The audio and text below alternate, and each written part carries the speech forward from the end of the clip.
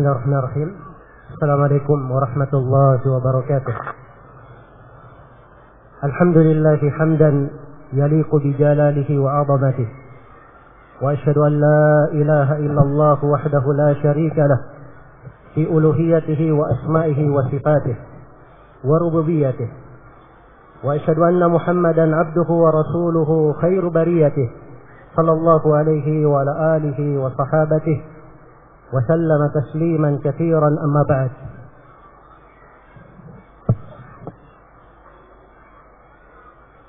Mengikuti dari keinginan Syekh guru kami Syekh Abu Abdullah Utsman ibn Abdullah al-Utsmi As-Salimi hafizahullah taala, sebenarnya tidak ada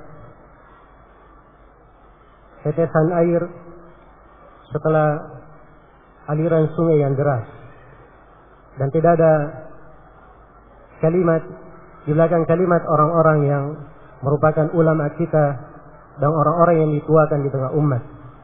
Karena Rasulullah sallallahu alaihi wasallam bersabda, "Al-baraka ma'a akabirikum." Keberkahan itu adalah bersama orang-orang yang tua di antara kalian. Namun di kesempatan ini mungkin saya akan meringkas apa yang telah disampaikan oleh Syekh Utsman hafizahullah taala. Dan memang tema pembahasan kita di kali ini adalah pembahasan yang sangat penting, patut untuk diketahui, sebuah fikih yang mendalam, jalan pintas menuju kepada surga. Iya, semua orang berjalan, semua orang menginginkan surga, semuanya menginginkan surga. Tapi harus diketahui ada jalan yang menyambung kepada surga tersebut. Dan di atas jalan ada fikih yang harus dipahami. Karena itu sangat indah ucapan sebagian ulama yang membahasakan jalan para sahabat radhiyallahu taala anhum. Mereka berkata, "Mali bimithli sayrikal mudallali tamshi ruwaidan wa taji fil awwali." Bagaimana saya bisa mengikuti gaya berjalanmu yang penuh dengan petunjuk itu? Engkau berjalan pelan, engkau berjalan lambat, tetapi tiba paling awal. Iya. Finishnya sama-sama, startnya sama, tapi finishnya paling pertama. Ketika start bersama, dia jalannya lambat, tapi finishnya paling pertama. Iya. Dan ini fikih yang mendalam. Maka dari dasar pokok yang beliau terangkan, bahwa masuk ke dalam surga itu bukanlah angan-angan, tapi dia adalah sebuah keinginan yang dibangun di atas sebuah amalan. Harus ada amalan. Bukan dia berkeinginan masuk ke dalam surga, tapi tidak ada amalan yang menunjukkan dan membuktikan kebenaran isi hatinya dia menghendaki surga tersebut. Iya.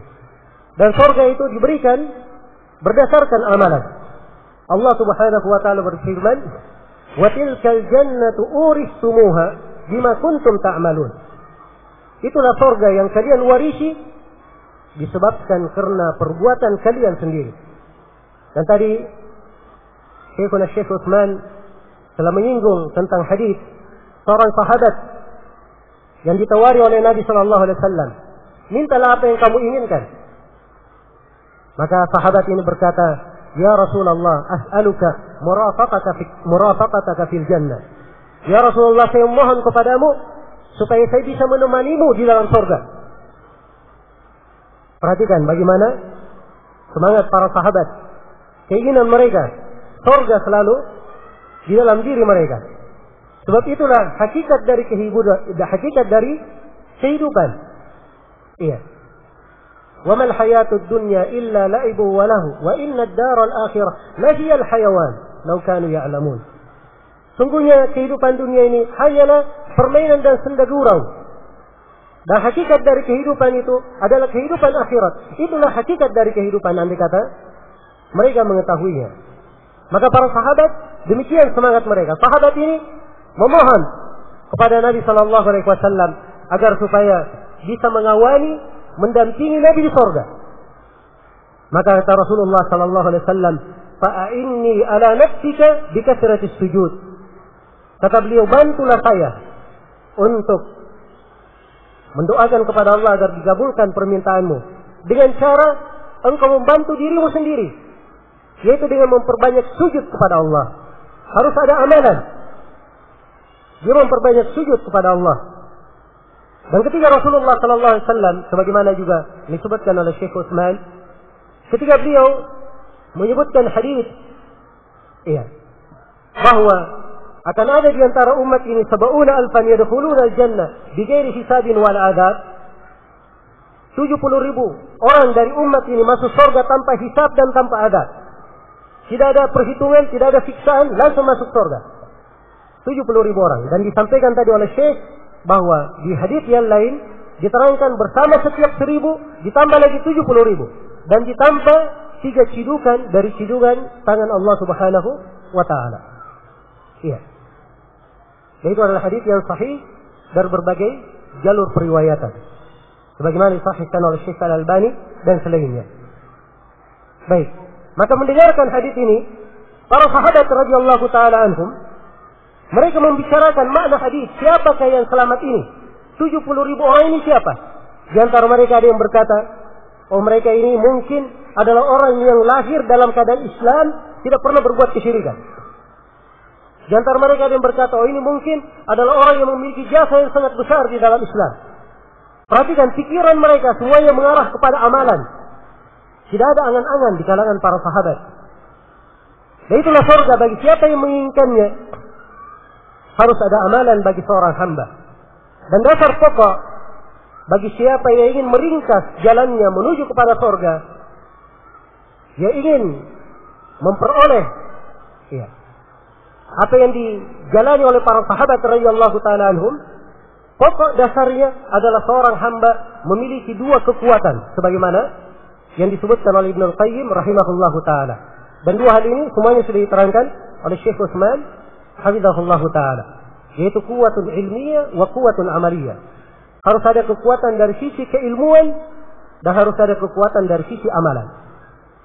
Siapa yang ingin sampai ke surga harus dia memiliki 2 kekuatan ini.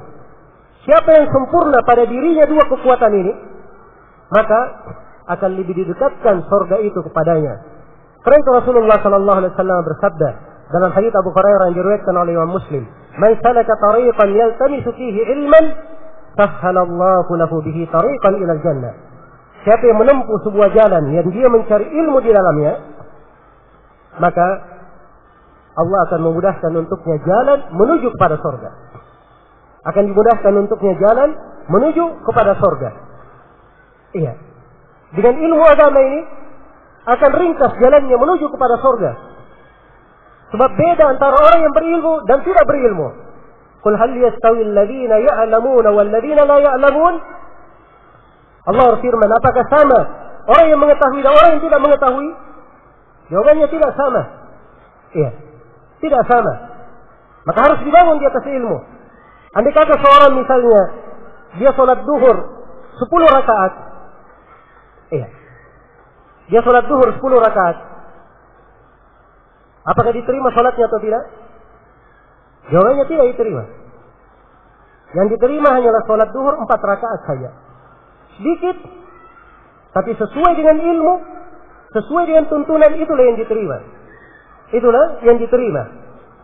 Andai kata misalnya seorang berakikah, dia akikah, dia menyembelih kerbau, menyembelih sapi, maka menyembelih dengan seekor kambing bagi anak perempuan itu adalah lebih utama, lebih mencocoki sunnah dan lebih besar pahalanya.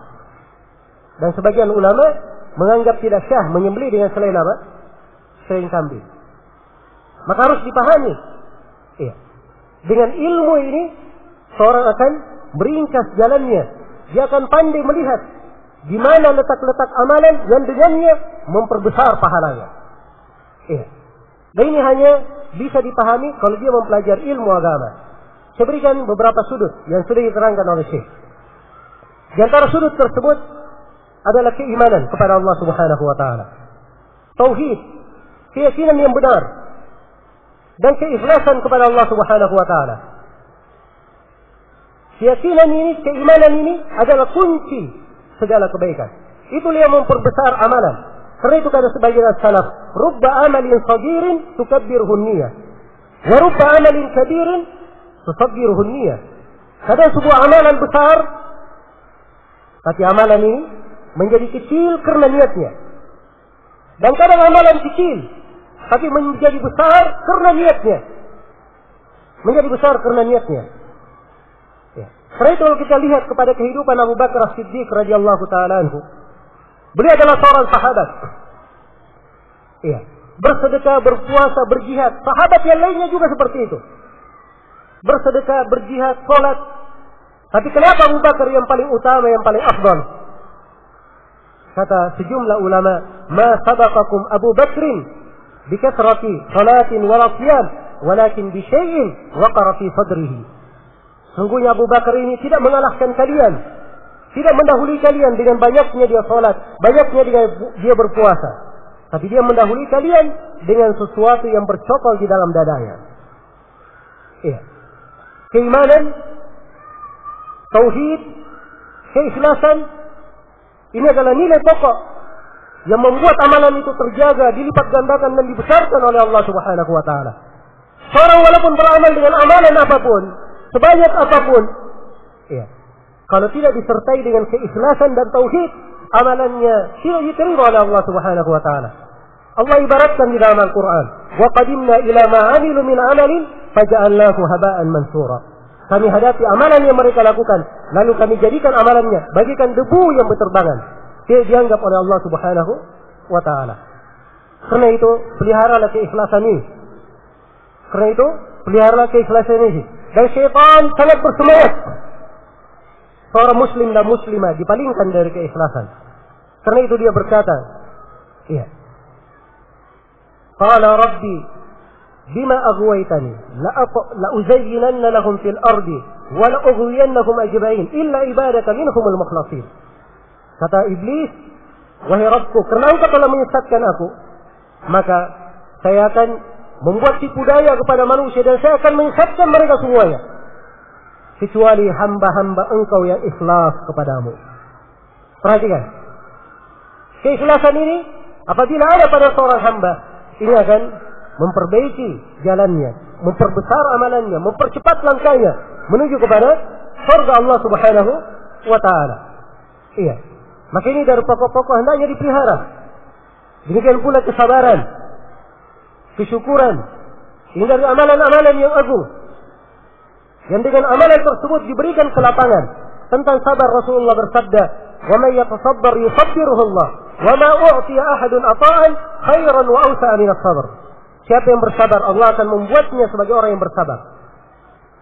Siapa yang berusaha bersabar, Allah akan membantu dia menjadi orang yang bersabar. Dan tidaklah seorang hamba diberi sebuah pemberian yang lebih baik dan lebih luas daripada kesabaran. Pemberian yang sangat luas. Iya. Dengan kesabaran ini, Fir'aun dan bala tentaranya dibinasakan oleh Allah Subhanahu wa taala. Fir'aun, penguasa dengan segala kezalimannya, membunuhi anak laki-laki, membiarkan hidup anak perempuan dengan berbagai penyiksaan yang dia lakukan dan penindasan. Allah binasakan Fir'aun. Dan Allah berikan kejayaan untuk Bani Israel. Bani Israel hanya disebutkan punya satu kebaikan saja di dalam ayat tersebut. Allah berfirman, ثم أورثنا القوم الذين كانوا يستضعفون مشارق الأرض ومغاربها التي باركنا فيها وتمت كلمة ربك الحسنى على بني إسرائيل بما صبروا. Kemudian kami wariskan kepada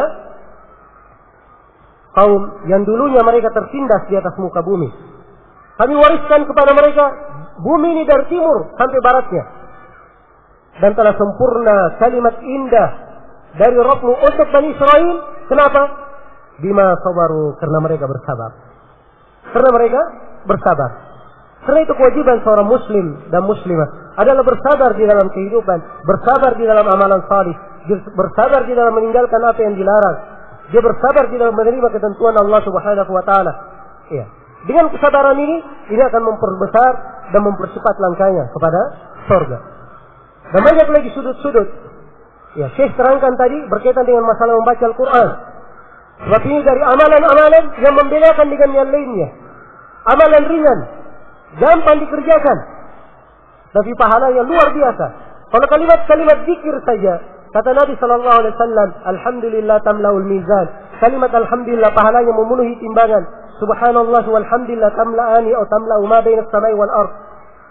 Kalimat subhanallah walhamdulillah, dua kalimat ini atau salah satu dari dua kalimat ini memenuhi antara langit dan bumi, maka tentunya Al-Quranul Karim yang merupakan sumber segala kebaikan yang terdapat di dalamnya afdalul zikir. Dan itu adalah zikir yang paling besar. Dan Al-Quran disebut sebagai zikir. Inna nahnu nazzalna dzikr wa inna lahu lahafizun. Kami yang menurunkan zikir dan kami akan menjaganya. Maka membaca Al-Quran ini dari amalan yang sangat indah dan sangat agung. Melipat gandakan dan membesar pahala seorang hamba. Membuatnya berjalan dengan sangat cepat. Melewati orang-orang yang menuju kepada surga itu. Maka secara umum bahwa ilmu agama adalah pokok dan dasar penting bagi seorang hamba. Dengan ilmu agama yang dia pelajari, dia mampu untuk melihat apa yang sesuai dengan tuntunan, apa yang Allah Subhanahu wa taala ridai. Dia mampu memilih di antara sekian banyak pilihan, dia mampu memilih apa yang paling dekatnya mengantarnya kepada Allah Subhanahu wa taala. Amalan yang sedikit tapi pahala yang sangat besar. Dan ini semuanya pembahasannya apabila seorang menguasai ilmu agamanya. Demikian pula kekuatan yang kedua adalah amalan salih sebagaimana yang kita terangkan tadi. Dan jenis-jenis dari amalan salih sangat banyak. Dari sebagian amalan ada yang lebih utama dari sebagian yang lainnya. Dari sebagian amalan ada yang kadang pahalanya lebih besar daripada yang lainnya.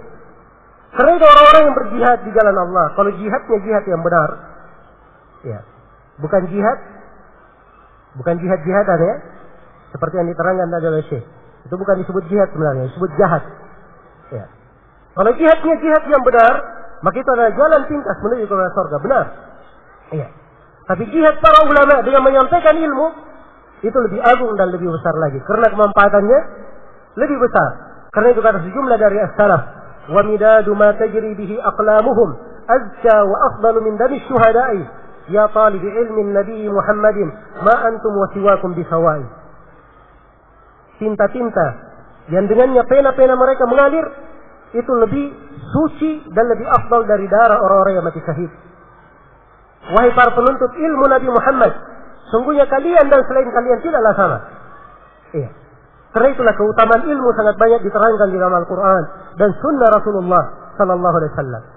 Kemudian terakhir saya ingatkan bahwa Syekh menyinggung beberapa jalan yang menyimpang. Beliau singgung kelompok Syiah yang sesat. Beliau singgung ini dan itu. Sebab ini dari konsekuensi bagi orang yang ingin cepat sampai jalannya ke surga. Bagaimana dia ingin sampai ke surga dengan cepat? Kalau di tengah jalan banyak kerikil, banyak yang menghalangi. Setiap kali ada yang memanggilnya keluar dari jalan, dia ikut keluar.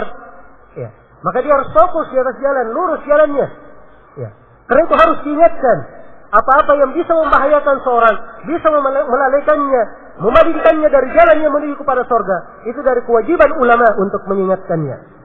Karena itu Nabi SAW ketika menyebutkan fitnah-fitnah, beliau berkata, du'atun ala abwabi jahannam. Man ajabuhum fiha qadafuhu. Man ajabuhum ilaihi qadafuhum fiha. Mereka adalah dai-dai. Beliau sebutkan di antara fitnah adalah dai-dai yang menyuruh kepada pintu-pintu neraka. Kata Nabi, siapa yang menjawab seruan mereka, maka mereka dai-dai ini akan melempar mereka ke dalam neraka. Karena itu harus diketahui bahwa ada orang-orang yang menyuruh kepada neraka, waliyadzubillah.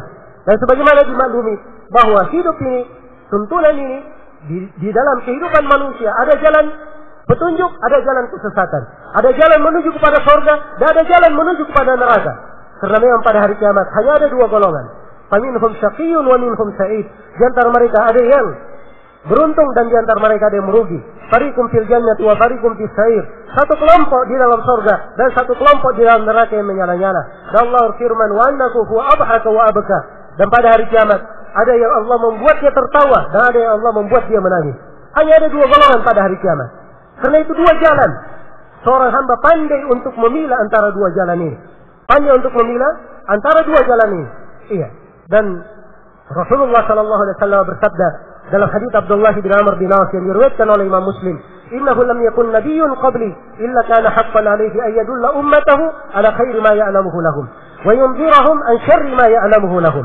sungguhnya tidak ada seorang nabi pun sebelumku, kecuali wajib atas nabi ini menjelaskan segala kebaikan yang diketahui bagi umatnya, dan wajib atas nabi tersebut untuk menjelaskan segala kejelekan yang bisa membahayakan umatnya. Mudah-mudahan apa yang kita dengarkan di pertemuan hari ini ada manfaatnya untuk seluruh dari kita, dan selalu membangun kehidupan kita semua, selalu mengingatkan kita apa itu arti kehidupan, dan selalu membantu kita membuat kehidupan ini menjadi kehidupan yang berarti. Dan hendaknya kita semua menjadi orang-orang yang pandai memandang masa depannya, pandai memikirkan apa yang akan dipersiapkan ketika dia menghadap kepada Allah Subhanahu wa taala. Dan hendaknya kita semua memandang kehidupan ini dengan pandangan orang-orang yang salih, dengan pandangan orang-orang yang memahami dan mengambil wejangan-wejangan dari para ulama, wejangan-wejangan dari para ulama. Dengan hal tersebutlah terdapat kebaikan bagi umat, terdapat kesejahteraan untuk mereka, diarahkan mereka kepada jalan yang lurus, kepada apa yang membangun kehidupan dunia dan kehidupan akhiratnya. Mudah-mudahan Allah Subhanahu wa taala sebagaimana mengumpulkan kita di masjid yang mulia ini, di tempat yang beliau cintai ini, saya bermohon kepada Allah Subhanahu wa taala yang Maha Agung lagi Maha Pemurah dengan segala nama-nama dan sifatnya, semoga kita semua dikumpulkan oleh Allah Subhanahu wa taala di surganya yang penuh dengan kemuliaan dan keutamaan. Dan semoga Allah Subhanahu wa taala selalu menjaga agama kita, menjaga keislaman kita di kehidupan dunia ini, di kehidupan di alam kubur, dan di kehidupan tatkala kita semua kembali kepadanya. Ini mungkin yang bisa saya simpulkan dari apa yang disampaikan oleh Syekhuna Syekh Utsman hafizahullah taala, dan saya berterima kasih kepada seluruh pihak yang menjadi sebab terselenggaranya acara ini, dan juga terkhusus kepada kawan-kawan para panitia pelaksana dari kalangan asatidzah dan ikhwah sekalian yang tidak mengenal siang dan malam, mengerahkan segala kemampuannya di dalam mempublikasikan acara dan di dalam melaksanakan acara dengan sangat indah ini. Semoga Allah Subhanahu wa taala memberikan pahala yang terbaik untuk mereka dan mengumpulkan kita semua di dalam surganya bersama para nabi, para siddiqin, para syuhada, dan orang-orang yang salih. Dan semoga Allah Subhanahu wa taala memberikan pahala yang baik kepada seluruh dari panitia masjid atas kesempatan yang diberikan, dan juga kepada seluruh hadirin dan hadirat kaum muslim dan muslimat atas kesugihan dan kesempatan yang menghadiri majelis ini. Semoga Allah Subhanahu wa taala memberikan karunia dan keberkahannya untuk kita semua. Wallahu taala alam. Subhanakallahumma wa bihamdik asyhadu an la ilaha illa anta astaghfiruka wa atubu ilaik. Walhamdulillahirabbil alamin. Wassalamu alaikum warahmatullahi wabarakatuh.